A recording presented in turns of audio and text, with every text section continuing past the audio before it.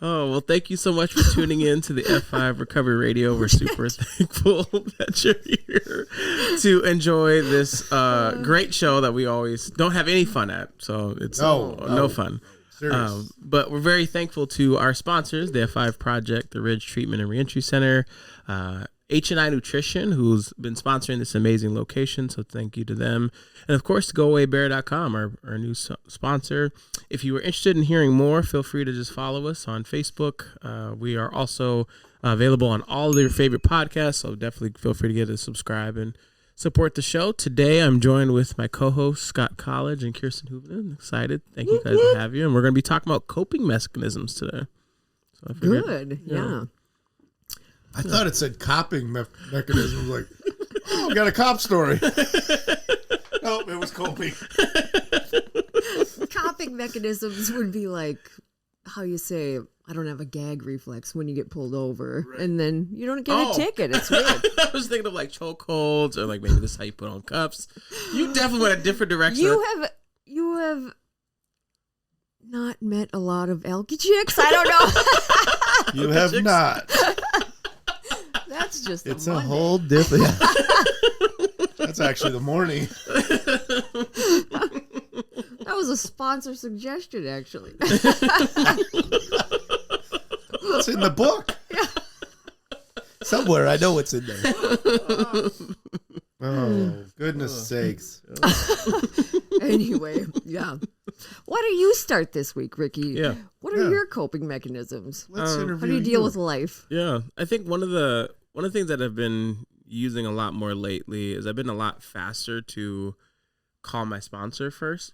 Like to just kind of like when I'm in the middle of a situation. So when I was I was at Four Bears 2 weeks ago, I think it was, something like that, a show. And so I was just had my headphones on just because like noise, like I can hear machines and all the things. So I had like kept my eyes down, headphones on, just like went to the of course you have to walk to the casino to get to the restaurant or whatever from your hotel.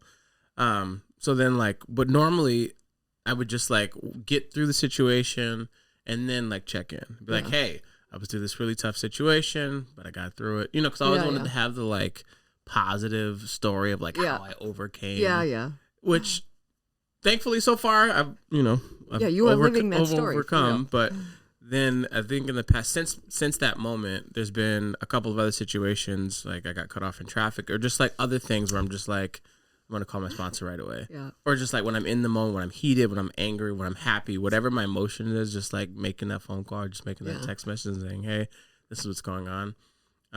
He has yet to say like, chill out, it's cool, you don't have to text me or call me every single time you're doing something. But at least for me, it's been, I felt more secure these past 2 weeks than I have at least in the past year by just changing up my approach to how I not do sponsorship, how I like relate with my sponsor. Yeah. And it's really helped. And I realized that because I'm doing that, I'm like, wow, I think I get triggered a lot more than I thought I was. Yeah. Then, because I was just like, oh, I don't like, because Jess will ask, like, oh, like, how are you feeling? I was like, well, I feel really good, which, I mean, I do. Yeah, for real. But I didn't know how often I get triggered or how often, like, I'm actually, like, not okay. Yeah. Until I was, like, been more accountable at, like, instead of just getting through the thing, because. Yeah, that's what it is, accountability. And I think when you're new, you rely heavily on, like, advice and sponsor. Mm-hmm. And then once you get a little bit of time, you're like, I got this. I know the answer. I already know. I don't need it. You know what I mean? I don't want to bother anybody, blah, blah, blah. But it's just the insidiousness of addiction just starts with like a pebble and grows and grows and grows. And so to have like that regular accountability, regular meetings, regular talking with your sponsor, it does. It just makes you feel like one of many instead of my problems are different, or whatever. But anyway, and that's good advice for someone who's new or someone who's been around a long time, because you do forget to call your sponsor. If somebody says, did you call your sponsor? I'm like, oh, I never actually thought of that. Or you take an offense to it. Yeah. What do you mean? That's usually my approach. What do you mean? Call my sponsor. I don't need my sponsor. And why are you offended? Yeah. Because it's like I'm saying you're not good enough to figure this out, or right, or something like that. Or I get defensive. Yeah. Usually, it's like I've always said too, is the only time I'm defensive usually is when I'm wrong. Wrong, yeah. Yeah, so it's like, or I know I'm not doing what I'm supposed to be doing, or going to meetings, doing what, So those are the things that I see too, is, coming out of, when I start to isolate or start separating myself from the program, is when I start to realize that, I'll just do this myself. I'll just go through this alone. I don't need anybody else in this, to bring anybody else into this mix. And, I think that's when we end up, even like with my sponsor, there's times where I'll be like, everything's fine. He's like, oh, fine, huh? Jeff has a really good radar that can kind of guess when something's not fine. Yeah. And then, but then I'll start talking about it, and then I'll realize this is something I needed to talk about. Yeah. But I wasn't, sometimes just not ready to talk about it either. Yeah. But, I think it's important that you have that release, or that ability to release these things with somebody that isn't going to judge you, but understands what you're going through and kind of can relate to what's happening to you, in a sense that there's no judgment there either. It's just like, it is what it is. Yeah. But when, fine is probably the worst word alcoholics can use. Yeah. I'm fine, because, or addicts, whatever it is. But I think that's our almost the key to, like, I'm not fine. Yeah. Right. Yeah. It's that hidden word of, because so I kind of like, I'll say I'm okay. Usually I'm okay if I say I'm okay. But when I say I'm fine, it's almost like, fine, but I'm not, but I don't want to talk about it. Okay. Yep. So, I think that's part of it, is just, and in fact, I would just, myself was going through some, I haven't been hitting the meetings like I used to. And, it's kind of like, busy on the road, traveling, those kind of things. Life, like you talked about before, life gets busy. I got my kid, I got a lot of stuff going on with my daughters and different things, and summer coming. And, you just kind of lose focus of the importance of meetings and what they mean, and having that connection. I think that's, and for me, the first time when I relapsed, it was, that was one of the first things, is stop going to meetings. You know, and you hear it all the time. It's like, well, that's not going to affect me. Yeah, that won't happen. That doesn't bother me. So I think it's something that, for me, I made a commitment to start going to more meetings, and, try to hit 2 meetings a week again, minimum. Yeah. I was doing 3 to 4 before, and then I got back to, now I was doing 1. And then, even my Saturday morning group that I go to, I'm golfing, we go out at 7 in the morning. So, cause it's so busy out there, got all the reasons. Yeah, for sure. And the guys I'm golfing with are all in recovery. So it's kind of like we have our own meeting. Sure, yeah. And it's not the same. No. Right. And it's a slippery slope when you're working in a field that is recovery focused, because you think, I do this all day long. I'm saving lives. I mean, geez, you know what I mean? It is so different. It is so different. It's so hard to explain, because, I've had sponsees say, well, I have this job, and I'm whatever it is, whatever their job is that's in the recovery field. And so I do it. I mean, I do this all day, and I'm like, it is so different. Your job, there's accountability there, but there's zero personal accountability. Yep. You can pull a smoke screen over them all day long, but because they don't really care what's happening in your personal life. Just do your job. Anyway, it's just so different, and I learned that the hard way. But anyway, it's interesting. Did you not feel comfortable calling your sponsor prior? Like, I don't want to bug him, blah, blah, blah. And then you just started calling, and I mean, is the relationship better? Like, you feel like, you know what I mean? Because you have to let somebody get to know you so they can hear in your voice, like, you're not all right.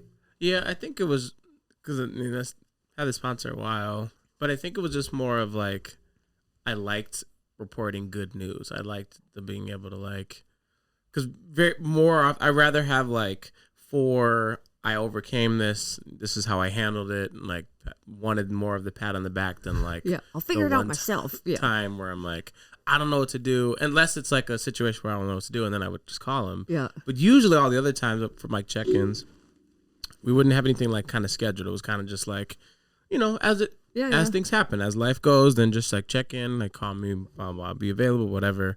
And so just generally it was like, oh, most of the time by the time I needed to like check in or felt like, oh man, I haven't talked to my sponsor or I haven't gotten a meeting in a while, whatever, then it was like, I'm not thinking of like all the like really, really shitty, like just the like tumultuous moments that I had. I was thinking of like how I overcame that and how much things got better. So then the conversation would like be focused over here and not on like how miserable I was and why I sat in that for so long or why I didn't decided to not like, I was like, I could probably fix this in a meeting, but I really need to talk to but it was always like, this is the right choice, but this is the better choice, and so like my better choice was just to call after the fact. And now that I'm totally not making sense. My better choice and making my right choice every single time, like, hey, then it's like, wow, I'm having like this. And I never really even like processed that about myself. I was just like, no, I'm okay. Like I'm good. Like I get triggered, but then I know how to handle it. Or I'm doing I pray, whatever the right things are. But it's like, no, this is actually happening a lot more often. Yeah. I'm 6.5, almost 6.5 years. Nice. And now I'm like realizing I'm like, no, I'm actually triggered a lot more often than I thought I would be. But to your point, in the first year, that's what they told us to do, or like, treatment and my therapist, like all the people were like check-in meetings, all the things. And so I did all the things just to check boxes. And now I'm like, I got comfortable and I'm like, life's good. Yeah. We're okay. Because you overcame the initial problems and then the new problems seemed like high class problems, so you don't really want to bitch about those. You know what I mean?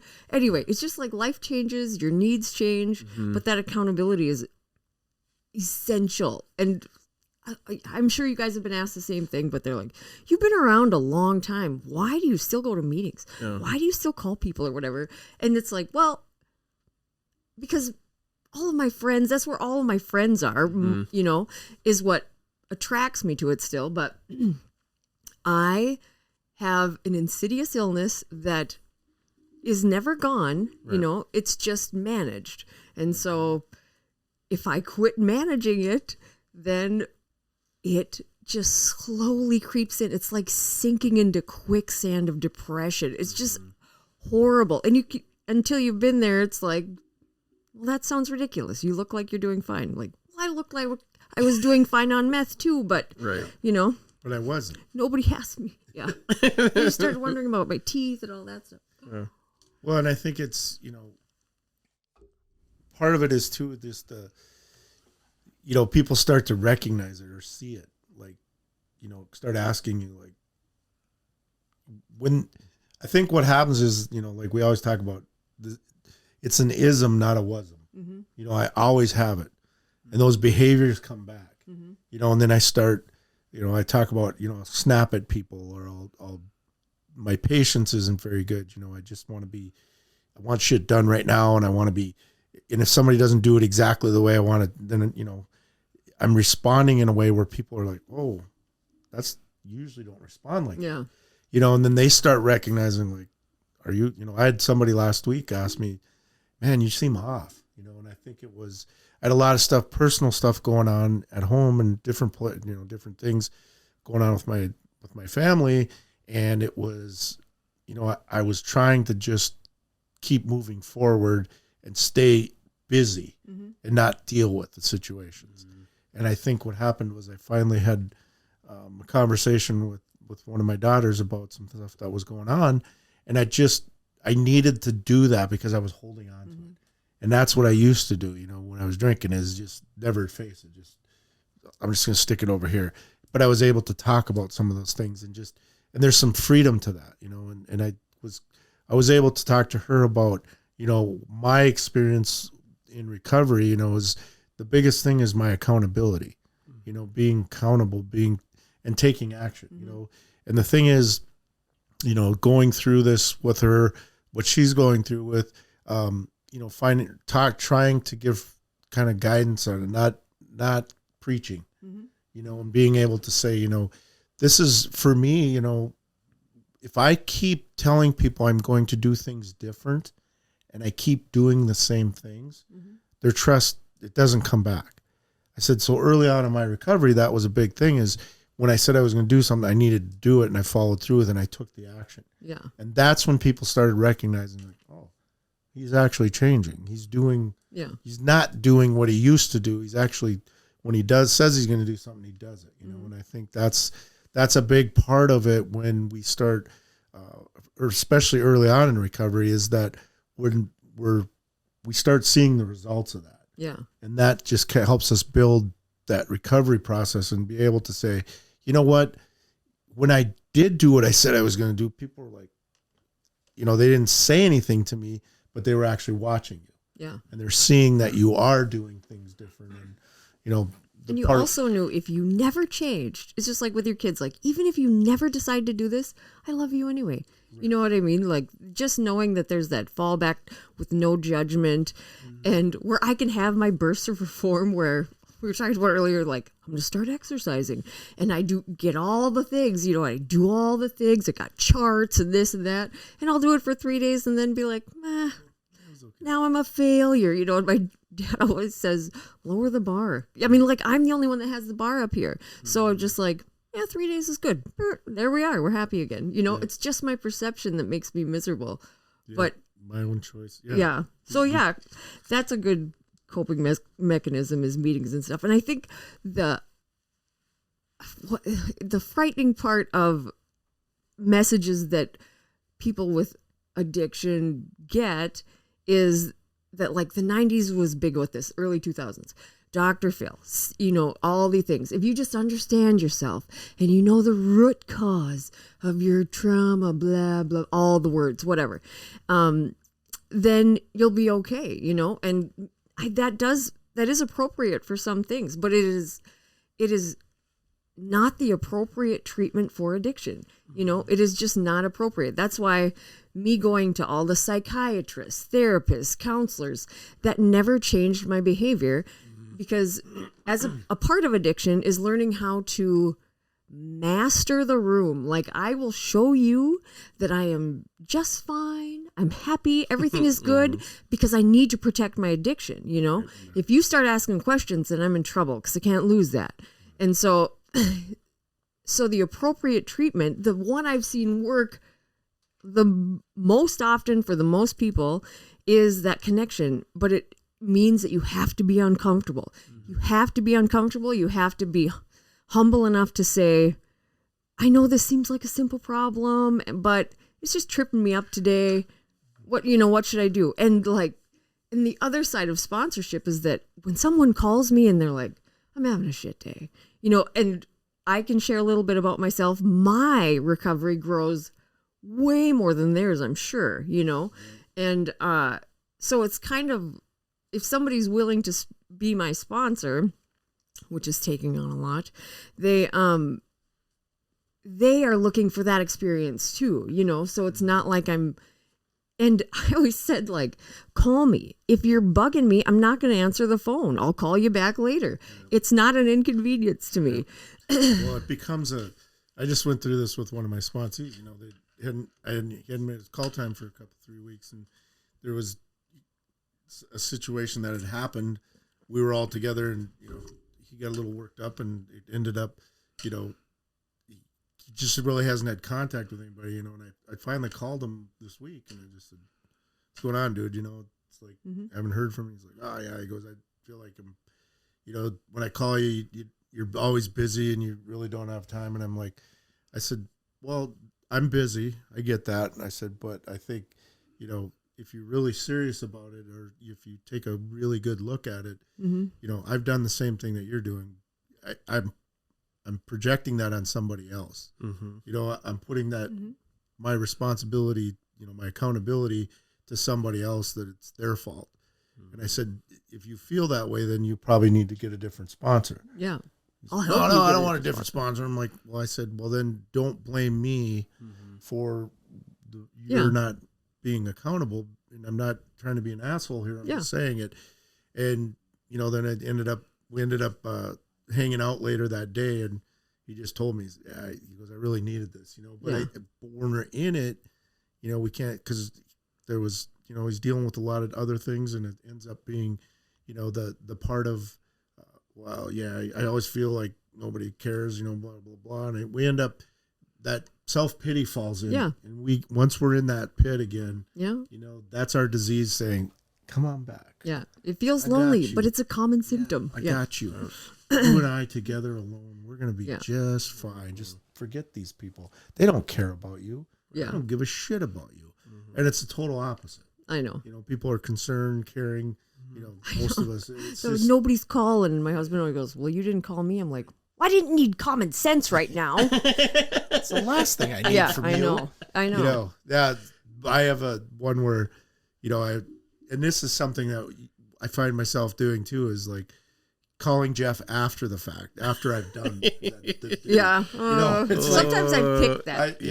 Oh yeah. It was one of those where I moved in with Carrie and I was like, I called him and I said, hey, thinking about, I decided to move in with Carrie and, I sold my place, all this shit, and he's like, so it sounds like you're calling me you're not asking me if you should, you're saying, you're looking for my approval. And I said, well, no, no, he goes, yeah, you're looking for my approval. You've already done the action. Yeah. It doesn't do me any good to help you. He said, I don't give a crap what you do, but he said, think about that when you're bringing it to me after the fact. Yeah. You're not really looking for sponsorship. Just catching you up on my shit. You're just trying. That's exactly what it is. That's my sponsor. Yeah. Like, here's everything that's happened last week. It's like, so do you think it would have been important to talk to me about this, or not that I was going to change your mind, but at least we walked through it together. Why was it a major life change or something? But it was a good learning tool for me too, for real. to understand. Well, because it feels so right. How can this be wrong? Right. But that's every second and I date. didn't want to. Well, and I probably didn't want to hear the reality of what he was going to say. Do you think this is a good idea? Yeah. Is this a good time to do this? Right. Are you taking all the precautions to make sure this is where you're supposed to be? And I'm like, yeah, no, I didn't want to hear that. No, I'm going to pull the trigger and we'll struggle our way through it. And then I'll think, why are all these problems happening to me? Yeah. So it's like, and I've had that now since sponsoring guys too, is where you're just calling for my approval, right? Yeah. Because you've already taken care of the business that you're calling me about. Which is fine, no judgment. I get it. But think about that, just point it out to them, and it's always.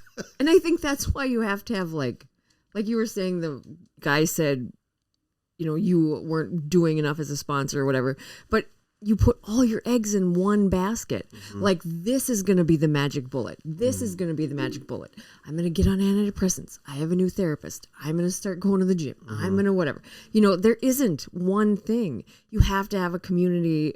And I have a sponsor, and I have my besties, and I have my husband. You know what I mean? Like, it's just, my life is surrounded by people in recovery. And I need, like we were saying before, I need my best friends there to just co-sign my BS, to treat me the way I need to be treated in a dark moment. Because I messaged my friends last week or something, and just like, oh my gosh, I'm getting like disgustingly obese. Like, I ate fast food for 2 weeks. I feel awful.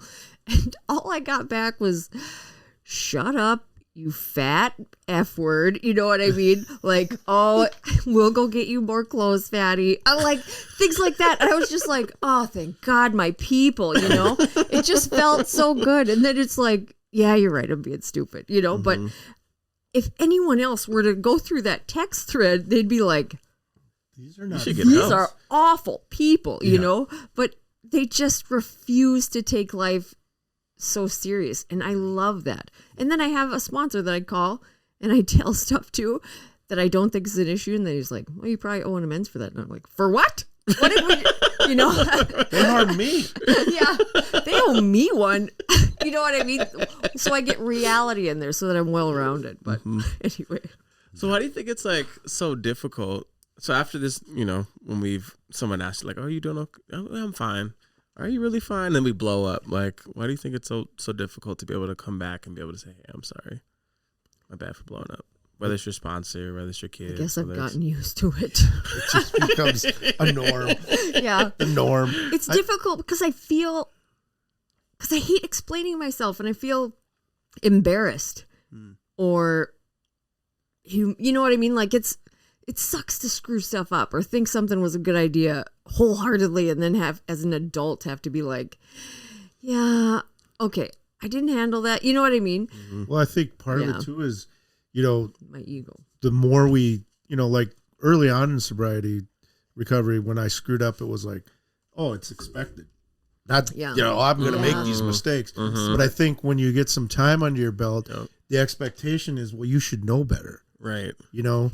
I should have known better before. I just still don't. Right. But I think we get in that mindset that we've got this recovery plan. We're supposed to know all this stuff and have all this insight into why we're feeling the way we're feeling. Right. And then we just kind of, and then we almost get embarrassed to say, you know, I'm almost 11. Next month, I'll be 11 years sober. Yes. And I'm doing stupid shit still. Yeah. Mm-hmm. And people are looking at me going, how come you can't get this? Right. What is wrong? You know, and it's all my mind. Nobody's thinking that. No. Mm-hmm. It's my mind telling me this is what their perception of you is. Right. And I think that's why it's so important in recovery for us not to worry what other people think of us. Mm-hmm. You know, we always talk about everybody, we're taking somebody's polished outside and comparing it to our messed up insides. You know, and we're like, well, that person's got their shit. You know, I look at Kirsten, I'm like, holy shit, if I had what she had, I'd be a superstar, you know? And then I find out that she's as effed up as I am, you know, and then that's actually relief. I know. You know, it's like when I can, and I think Jeff pointed out to me one time, you know, when I started doing some speaking, he said, you know, for when people get up there and just talk about how great everything is. Gag. Yeah. It's like, you know, and maybe it is, maybe that's the way it is, but a lot of times you can see it's like this, it's just this, they want to push on everybody how great their life is. Yeah. He said it's when people get up there and say, you know what, I'm really struggling. I'm 27 years sober. I'm 31 years sober, whatever. Mm-hmm. And I'm struggling with, that's when people, I feel like people can, when I can look up there and go, holy shit, I didn't realize those people, whoever those people are, can actually struggle. Yeah. And it just brings the reality to it that, you know, no matter how long you're sober, life's going to happen. Right. Life's in session. That's what my old sponsor used to say. Scott, life's always going to be in session. Yeah. And it's how are you going to deal with it? Yeah. You know? I think when I lowered the bar for myself and just said like, okay, I don't have to be perfect. When I became transparent and like humble enough to just say exactly what's happening or like I guess I'm just learning some more, you know, or whatever. This is a learning day. Yep. To find levity in that and whatever, like all of a sudden my relationships with people became more sincere and less like facade. Like I found my real friends. I found more doors opened. It was so backwards and ironic. It was like, oh my gosh, you know, but I think people they just want to hear something real. They don't want to be preached to yet again. Yeah, and if somebody gets up and they're like, I am a shit show versus like, and then I did this and that was correct and then whatever, I am gravitating towards that shit show because I feel like that and I just want to be one of many, you know, connected. And, yeah. And it immediately gets rid of the people that are looking for the facade thing. You know what I mean? Because that is not me. You're not going to get that at my house. And it's, you know. Life's easier then. I was talking to Sponsy last week. We were going through the book and we were talking about, you know, I said to him, he was talking about how he owns a business and he was like, you know, I've got this vision, but my team isn't understanding it. You know, they don't get it. And it's really I'm almost getting resentment. And I said, my buddy Keith always says, expectations are pre-resentments. Yeah, they are. You know, so it's like, I said, you have all these expectations. I said, but in your head, this is so clear. And I think that's another cool thing about recovery. It doesn't have to deal with just our addiction. Mm-hmm. It deals with life situations, the things that are happening to us, work, personally, whatever, that he ended up, you know, I said, you know, it's so clear in your head, but you've got these other people on your team looking at it going, it doesn't make sense to them. Mm-hmm. So you have to take the time to explain how you got to that spot. Yeah. And maybe you're wrong. You know what I mean? Yeah. Like it's okay too. But at least if they know how you got there, then they can follow it. Yeah. And then he goes, oh man, that makes sense. It's like your brain's been rolling about this constantly for 2 days. Yeah. They don't know. They don't know, and they can't see it as clear as you do. Right. All they hear is you want them to do this extra work, but they're not looking at the what you're seeing as the end result of that work and how cool it can be. So I think that's sometimes we forget to bring those people along with us on our brain journey that we've gone on. We've got it all planned out in our head. This is exactly how it's going to roll out. It never rolls out that way ever. Yep. It's always, and that's what addiction is like. In my inability to deal with life on life's terms, because it used to be when I'd get that stressed out, I'd just drink or use something, or you know what I mean. Yep. And then it would relieve that stress, and which I thought fixed the problem. But it just like still, then you get sober, and I still have that reaction, and I can't figure out. I thought I was sober. This is going to be supposed to be perfect now, But it has nothing to do with what you're using or whatever you're addicted to. It's just making peace with who you are. I don't know. It's just like having a community that can love you until you can love yourself or figure yourself out or whatever. Which I don't know when that happens, if you ever get. If it ever. Yeah. Well, I think I was going to circle back because you mentioned something about about being transparent. I think one of the best things that I've recognized, I don't even know at what point it came. It's like there's a point when like honesty, but then there's also another point when there's like transparency. Because I was honest when like the cops were in the office and my former boss, former owners were there and said I have a gambling problem. Like that was honest. But the transparent would have been I have a gambling problem and I stole money. You know what I mean? Like to go all the way like into the thing. Well, and so know your audience. Yeah. But I think more like for me that's constantly the goal is like how can I just be more transparent? How can I just get transparent? How can I just be more transparent? And by doing that, like I've had I don't have as many. It's oddly enough like because I've become more transparent, I have a lot less friendships. I have a lot of less people that are kind of around because I was honest and said, hey, yeah, I love hanging out. Yeah. Because I do enjoy hanging out with you, but at the same time, I don't like this thing that you're doing. Right. But it would never, I wouldn't have the but. I wouldn't have that second part. I would like, yeah, I like hanging out and, just keep doing something or hanging out with people that aren't necessarily beneficial for me or definitely not beneficial to my recovery or I'd have to like insulate myself with other people in recovery when I'm with this person because that's all I want to do is talk about gambling. It's like, I really like you, but just please shut the fuck up. Like, so it's just the shit out of me right now. It's just, and it's like, oh my God. But if I'm totally transparent, I don't really like you. It's like, maybe the first part I wasn't being honest. I really don't like you. Maybe that's what it is. You're exhausted. Goodbye. But it's been a cool, like, recognizing, it's like, okay, is this honest or is this transparent? And just seeing the difference of that. And so even with losing more of the friends or just losing a lot more of the people, the relationships I have kept in the past or, all the things or the people that were supposed to be in my life are still here. Yeah. And they're expecting that. And they're expecting that I'm going to be transparent and I'm going to just, be completely open with them. Yeah. Because I'm asking for the same thing back. And then it's awesome, like, when it's being reciprocated. Yeah. And, like, even just with me and Jelsa, like, our relationship is getting better at this stage, like after Ricky, because we've had a lot of like conversations, a lot of like kept circling the same thing. Yeah. But then it's like, oh, well, if we just. What do we really say? Yeah, exactly. Like when are we, like, so then it was like, instead of me like, I was being honest and I wanted her to be transparent first. Then I was going to come through and say, okay, this is how I'm really feeling. This is whatever. And I was like, I'm just getting so frustrated. I'm like, fine, here it is. And then it was just like laid it, like truly, like bearing my soul, like laying it all out. Yeah. And it was like, okay. And we cried and it was just like frustrating, but like, it was like frustrating because it's like, I was frustrated because it just took this long. Yeah. And then it was like, okay, now that we're at this place of like true vulnerability, then it was like, all right. And then we're like building each other back up again. And it was awesome. And it's like, man, I don't know. We should have done this sooner. Yeah, exactly. And I was like, man, I totally should have. And I know a couple of different times when I was close, when I was almost ready, or I remember when my sponsorship said that I should. But I was like, but we're working right now. It's okay. Yeah. Like, I don't want to rock the boat. Like, all the excuses I kept giving, and he kept stupidly bringing it back up, and then it's like, have you had this guy? Have you been trans? Have you had? And we're like, no, because of this, because of that. There was always, of course, something that I can't be. But when we finally like blew up and had it, and, you know, it's like, oh, and then now like we're like good. And it's like, man, like this is amazing. Like, it's just it's weird how like everything shifted, and I feel like Ricky is more.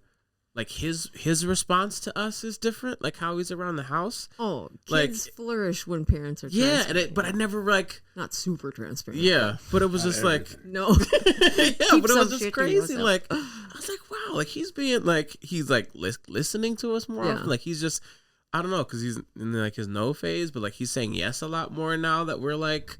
Well, they can see that like it's like this is crazy. You know, it's hard to tell your kids like life is mostly about failure and learning and growing. Like if you don't go out and fail, you're not trying. Right. So go give life a shot. Come back. I screw it up too. And when they can see like they see like Matt and I'll disagree, and then they also see us come back and say, hey, sorry, whatever. Yeah. I'm not saying you're right, but you know, no, you just say no. But they see you remedy situations that they're navigating, and I don't know. It's opened up a lot of great conversation with kids for sure. And marriage is, there's always that thing I think in the back of your head that says I'm not good enough, and if they really know what I'm thinking, they're not going to like me. But then when you throw it all up there, and they're like, I do love you unconditionally, like I really do, and I want to help you. And being transparent has allowed me to not only forgive other people, but not honestly not feel any judgment toward any weird thing they're doing. I'm just like, no, I just like accept. I like you the way you are. Like, you tip over. That's great. Get back up. I think the other piece of that is, you know, like it was brought up to me that, you know, that I had lost faith in this person, and you know, it wasn't. The point was, you know, and I pointed out, I said, I didn't lose faith in you. I still believe you can do this, and you're going. Was I disappointed? Yeah, there's a big difference between like totally not trusting somebody or not having faith in them and being disappointed with the action. Yeah.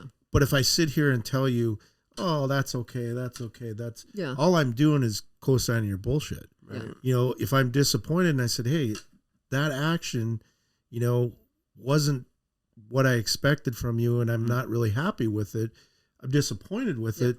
I need to let you know that. So you either decide I'm going to keep doing that action, and I don't give a shit if you're disappointed, or, oh, that disappointed the person that I'm looking for approval from, that I need to change. What am I going to do different? You know, I always say, I don't learn shit from the stuff I do right. It's usually the shit I screw up. That's where my life experience comes from. And you're grateful that they went out there and tried and it's did this thing. And I think disappointment is just, I'm sad for you because your life will be harder right now. You know, it's not.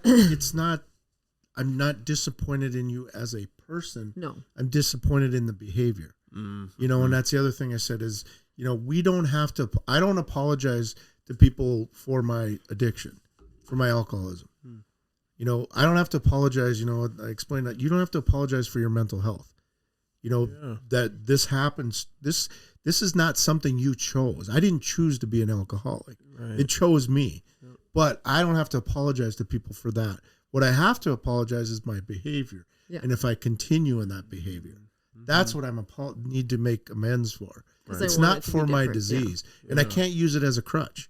That's the other thing people do. That's my excuse. It's my excuse. Well, you know, I have mental health, or I'm an alcoholic.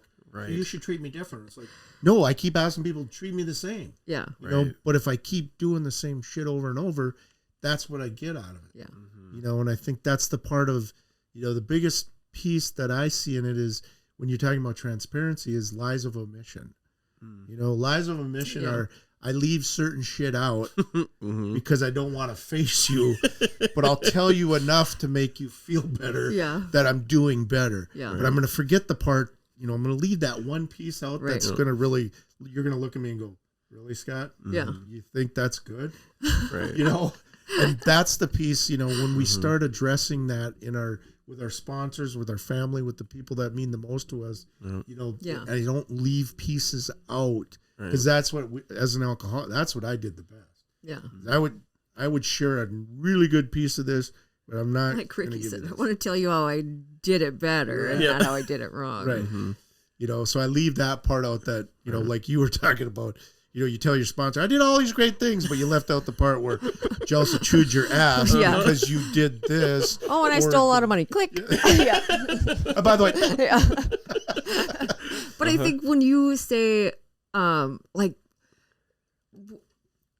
even to tell you're afraid of someone being disappointed, even me telling my sponsor, I'm afraid of them being disappointed. And I don't think it's disappointment, because kids will not tell you stuff because they think you might be disappointed, you know, and just to say, like, did you get the results you wanted? You know, is this how you wanted it to go? Because if you did, awesome. Maybe it's not your jam. You know, but if you didn't get what you wanted, then let's look at another way to do it, you know? And it seems like when I started saying it like that to my kids, they were way more receptive than when I was like, dude, I'm heartbroken. You're just like, it's disappointing. And because they don't want to do that to me, you know, they don't want to, anyway, but it's just like, go experience life, come back. We'll see how it went. You know, because you're trying to, just like with sponsorship, you're trying to raise an adult, you know? You really are. I know. And as like my daughters are, you know, they're 23 to 36. Yeah. You know, it's some of it's harder now than when they were 12 and 13 and 14, you know? Because you're at my expectation of them is you're an adult, you should know this shit. Yeah. You know? But you really don't have that life experience, yeah. You know, and I think that's the part where it starts to get, you know, where we have, you know, expectations on our kids, you know, and I always use that. If I have all these expectations on my kids, they're going to be pre-resentments. They are pre-resentments because they're not going to, nobody's going to hold up to the expectations. All of us, you know, I can't keep up what people have expectations. I'm going to let them down. You know, I always say the only person in my world that when I have expectations that's going to meet it is, in my world, it's God. Right. You know, he's the only one that no matter what, he's not going to fail me. It may feel like he failed me, but he's giving me direction. And I've kind of, with my kids, it's been, you know, I used to be like, if you had, like my one daughter has a lot of tattoos, you know, and I used to be, I know, but just to give you a picture of the old, like, yeah, well, that's how you were raised. Yeah. You know, it's like, you're defacing your body, you know. Yeah. And You'll never get a job. So judgmental, you know, and it's so ridiculous. But that's how you were raised. That's what you knew to that point. You know. And today I'm like, I feel like my daughters can come to me with anything, and they feel that way. Yeah, you know, it's not me in my head thinking it's okay. I know that when shit hits the fan, and nothing against their moms are awesome. Yep. That sometimes they come to me first. Because they know on the other side there may be, and hopefully they won't, that there's going to be some judgment there. Yeah. Not because they're bad people, just because they care about them. But I think I've learned a different technique because of my recovery to say, you know what, this is going to be okay. And you've showed them through your actions that you will be there. With love, no matter what. And that makes it way easier. Yeah. And with you being in recovery and you being willing to share your story, like, kids look at you and think, okay, he'll get it because I've heard that he has, you know what I mean? I know he's struggled. You know what I mean? Right. But if you're like, well, I did exactly what I was supposed to, it's like, well, I don't relate. So I got to find somebody else, you know? Or as parents, we're like, you know, wow. Then they'll say, well, did you drink when you were underage? Well, that's not the point. Yeah, you know? Yeah. That's not important right now. Yeah. And that's like, I know. But the answer to them is like, well, I can't talk about this. Right, exactly. Right. Shut it off. It's wrong. Because it's really bad. You know, and it's like, no. And I mean, that's what I always say. It's always, you know, we've all done shit in our past that, you know, when we sit there and say, well, you shouldn't do that. It's like, well, did you do that? Yeah. Well, that's not important, you know. I knew I shouldn't do it. Right. Too. Well, my parents were like, they would always be like, they would never say specifically what they did. they were like, oh, when we were living in sin. It was always like, what was that? Like, what was your sin? Because it sounds awesome. Yeah. But I was like, yep, like, we don't do that. We're Christians now, da, da, da. So, like, every time me and my sister would be going through things, whether it be little things or, you know, we had some significant things happen, like, especially, like, during, like, our high school years, but it was, like, we could never, like, talk to them about it. Makes you feel a lot of shame. Yeah. And you take because that it was with just you like, to you adulthood. you can't see us. Like, you don't see what we're going through, or you've been a Christian for so long that all this stuff that you don't even remember what it's like to be human. Something is wrong with me. Yeah. Instead of like, I'm learning life. Like, try to ask, like, we want you to connect. And, like, obviously it's gotten a lot better as we've gotten older, but, like, I think they just couldn't see us as adults, or couldn't just see us, I don't know, as equals, maybe not never be the right word, but they just couldn't see us the way we wanted to be seen. I know. And so when we were going through things, and I think as a parent, you're things. so scared for your kids that they'll get hurt or in trouble, that you create, you know, especially generations before. They were so afraid. They're just scared for you, and they love you, but it comes off like backwards. Ownership. Yeah. And it comes off like you're held because you want to make your parents happy. And they hold you to this regard where I know where my potential is, but I don't even want to be that person, you know? So then anything that deviates from that, you just feel such guilt and shame that you can't. Then it becomes, now there's a weird relationship because I can't share anything with you. I'm lying to you all the time, telling you everything's fine. Yeah, and that's the way it went, because that was me. Or my sister was like, I don't care what your potential is. I'm going to do what I want.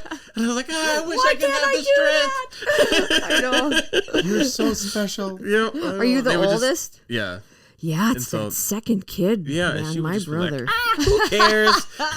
He was such a pain in the ass. He got away with everything. He did. Oh, yeah. Yeah, my sister definitely did. He did. But, wait till you're the 14th one.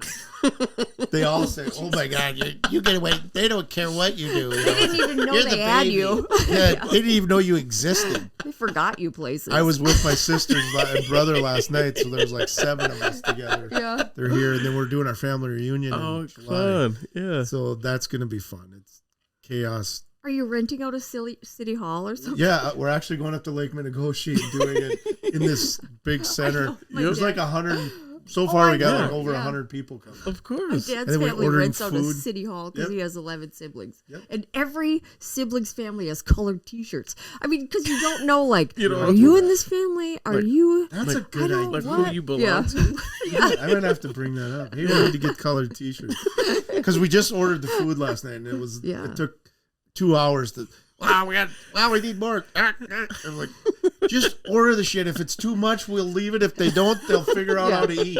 They're all adults. I know. It's always the food. Always the food. Yeah. And then have each family write. They can make their own words on their shirts, or pictures. They should all have a picture of Scott. Yes. Your family should. Yeah. Well, I think you're just big face. Yeah. Yeah. All your older brothers and sisters would totally go for that. They'd like, that. Scott, right on my middle of my shirt. Number 14's the best. He's in the middle of everything. He always gets everything. Yes, I do. Baby. Yep. So you goddamn right. So go get me some juice. Give me coffee. Oh my gosh, that's amazing. It's fun. It's gonna be. We call it college chaos. College chaos. College confusion. Mm-hmm. We just got this. And it's just loud, and everybody's talking over the other person. Some people have some adult beverages, and then it gets louder. I know. It's so great, though. And everybody's like, oh, my God. Oh, it's so sometimes great. I just got to step back from it because my head's just like. Yeah. What a cool thing. But the thing about it is that like as a kid, everybody used to come to our house. And 3-bedroom, 4-bedroom house, but we'd have 75, 80 for every holiday, Christmas, Thanksgiving. I know. But I was always the one that stayed, because everybody got to go home because I was still the youngest. Oh, right. So it was just, when they would leave, when it was just my mom and dad and I, it was just this buzz in my ears. Yeah. Just this constant, and I used to hate it. Yeah. Because it was kind of lonely. Mm-hmm. But then now I kind of miss it. I'm like, I'd like to hear that buzz again. Just that. Because it was just, you think about it, those small houses in a small town. Right. You got 40 people in the kitchen, 52 over here. You're just like, everybody's in the kitchen. Everybody's talking. Yeah, everybody. I know. It's so great. And then you talk to people that are like, what are you doing for the holiday? Oh, nothing. What about your family? well, we don't really do anything. And it's just like, oh God, thank God I have these high class problems where I have to cook for this and do this and all this things. That's what and it was kind of, I went to visit my brother this morning. He's going through cancer treatments, and my sister-in-law was there, and I said, yeah, you should have been there. It was just chaos last night, the buzzing. Yeah. She goes, and she looked at me and she goes, it's so quiet around. She goes, I miss that. It's awful, yeah. So I said, so we're getting together tonight again. So I said, well, you should come over, and I'm gonna see if he's feeling strong enough just to come over for an hour or two just to hang out. And they let petty shit like, well, Aunt Wanda wanted salad, and we want coleslaw. You know what I mean? We're not talking for years. Like, get over. My God, you. It's a gift. It's a gift. Stuff. Yeah. I think one of the things that's cool about for me anyway, for my family is there's not a lot of petty shit. Yeah. It's just, I have one sister that's just got the best roll off your back. Yeah, it'll be fine.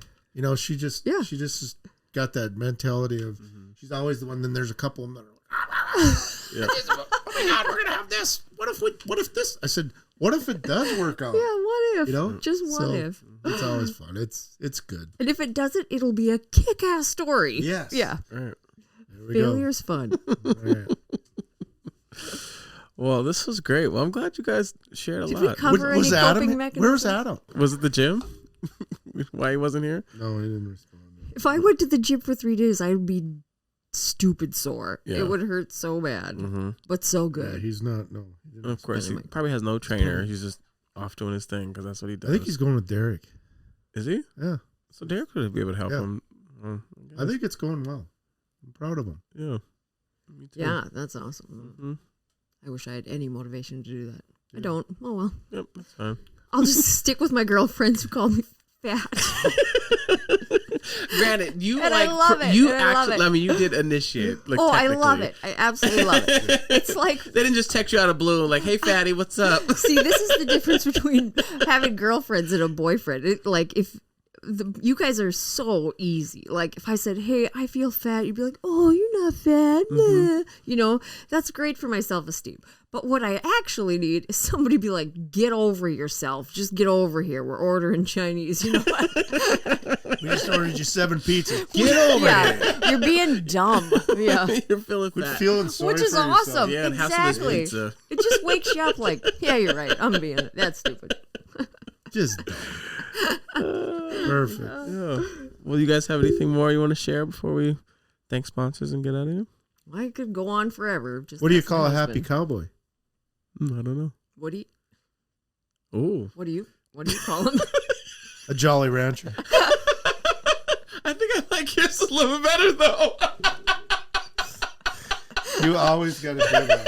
Sorry, it's just this guy I knew. Okay. Sorry, I just can't. This is probably why I'm not in business meetings. Could be a part of it. That one little piece. Thank God. One thing I was Don't so bring her happy. to the meeting. Do not. This is a big. Nope. She's going to say something. Transparency just puts you where you're supposed to be. Yeah, there you go. Yeah. Just so you know, there's transparency, and then there's that. I know my filters. Some people busted. just go a little bit further. Whenever I go out with my husband to a business dinner or whatever, I always say, "Okay, do I need a filter or can I just be me?" You know what I mean? And he's always like, "Just be you. It's entertaining." Just not to that guy and that guy. Yeah. Just those two, they wouldn't take it. So, Well, cool. So thank you to the F5 Project. Thank you to the Ridge Treatment Reentry Center. Of course, thank you to H&I Nutrition for their sponsorship and hosting our amazing space. To GoAwayBear.com. And, of course, to our amazing co-host for being here. Thank you. Hopefully, Adam is feeling better. We'll look forward to having him next week. And, yeah. So, this was awesome. Thank you, guys. Have a great 4th of July. Yeah.